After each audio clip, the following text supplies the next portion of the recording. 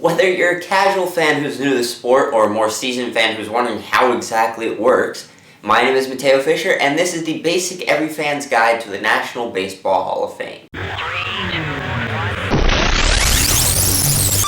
The National Baseball Hall of Fame, or modern-day Major League Baseball Mecca as I just now dubbed it, was founded in 1936 with the purpose of serving as a monument to America's pastime. First and foremost, it is a museum located in Cooperstown, New York that is home to over 38,000 baseball artifacts and pays homage to the great game itself in many ways, from the typical museum-type artifact displays to interactive exhibits aimed at the younger baseball fan. Really, it's a must-see for any die-hard baseball fan in the United States, and is unofficially one of the two reasons that people travel north of New York City, with Niagara Falls being the other one. However, the Baseball Hall of Fame is not only a stagnant monument to moments in baseball past, it is also an ever-changing home to the players, coaches, executives, and writers who proved to be truly exceptional during their careers in baseball. Every year, a minimum of 25 and a maximum of 30 players are voted on to see who will be inducted into that year's Hall of Fame class.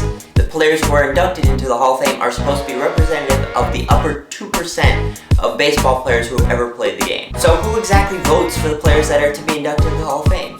Well, this is done by a group known as the BWAA, or the Baseball Writers Association of America.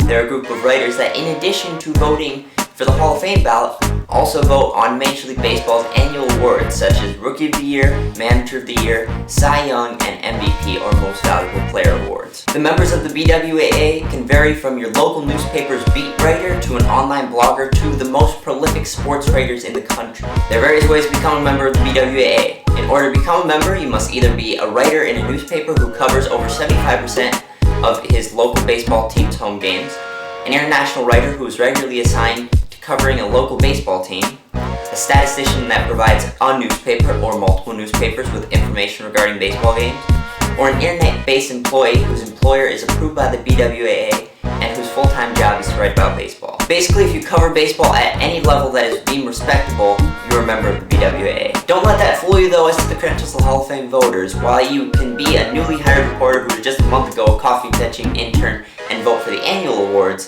in order to receive a Hall of Fame ballot or be eligible to do so, you must first be a member of the BWAA for 10 years. That said, only active members of the BWAA can vote for annual awards. Once you've received a Hall of Fame ballot, you can continue voting for the Hall of Fame for your lifetime regardless of whether you are actively writing, as long as you don't get your ballot revoked. In order for a player to be inducted into the Hall of Fame, he must be selected on over 75% of the Hall of Fame ballots. So for example, this year there were 571 total Hall of Fame ballots.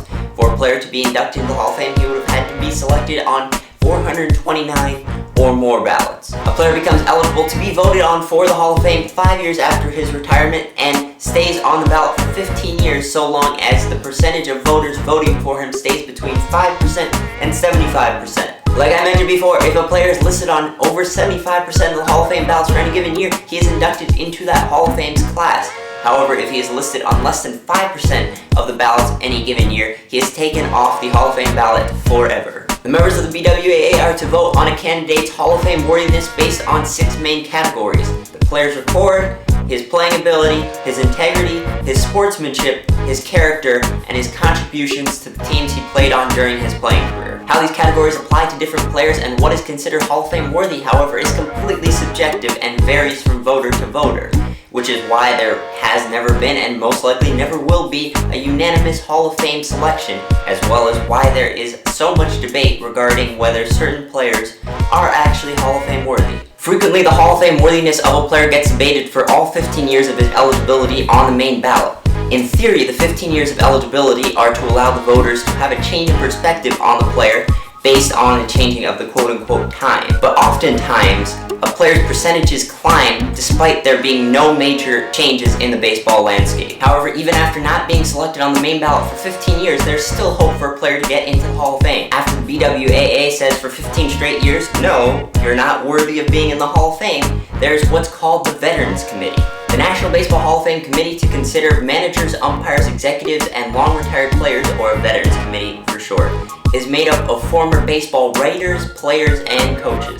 They are in charge of reviewing the coaches, executives, and players that have been retired for over 21 years that may be eligible for the Hall of Fame. So if they feel that the BWAA made a mistake in not selecting a player, they can vote him into the Hall of Fame by selecting him on over 75% of their Hall of Fame ballots. If the Veterans Committee does not vote the player in, they are out of luck for being inducted into the Hall of Fame. But that's also nothing to be ashamed of. The Hall of Fame is where the best of the best players are supposed to be, whatever best may be. So you guys let me know in the comments, now that you have some background as to the Hall of Fame election process, who is an active player, so a player playing right now, that you think has the best shot at being a unanimous selection for the Hall of Fame.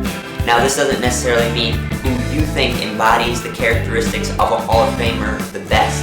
It means who do you think the Baseball Writers Association of America thinks embodies the characteristics the best, who's playing in the game today. I'd like to know. And with that, thanks and goodbye.